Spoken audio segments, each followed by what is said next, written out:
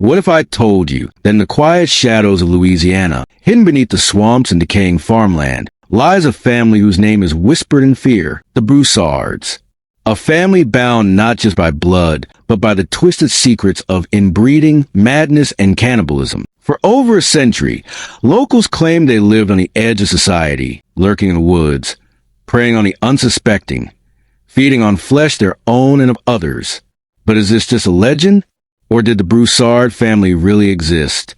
Tonight, we dive deep into one of America's darkest hidden family mysteries. They say the Broussard were shunned by every town they tried to enter.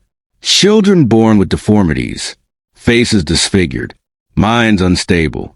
And when starvation struck, whispers spread that they turned to the unthinkable, feeding on flesh.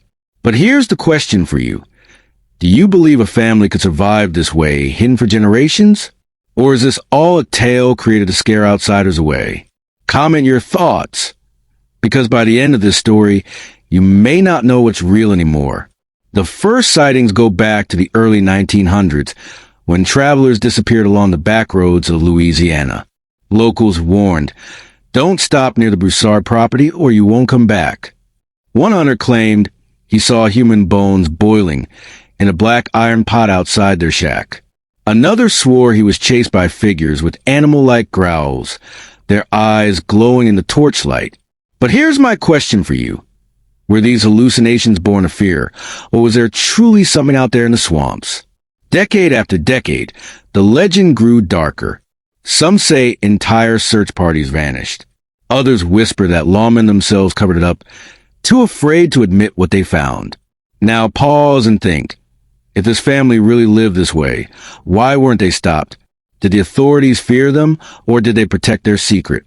And here's where the twist strikes. In the 1960s, a group of teenagers exploring abandoned farmland claimed they stumbled on the remains of a shack filled with bones, human and animal mixed together. Skulls carved, ribs cracked open, but not a single Broussard was found. Had they been wiped out?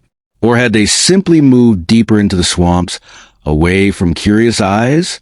At this point, I want to ask you directly, if you were one of those teens, would you have reported what you found?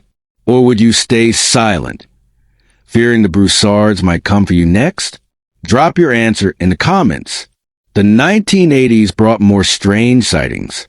Drivers on isolated roads swore they saw thin, pale figures crossing in the night. Locals warned newcomers. If you hear whistling in the woods, run. Don't look back. It's the Broussards calling their own. But again, no solid evidence. Just shadows, rumors, whispers.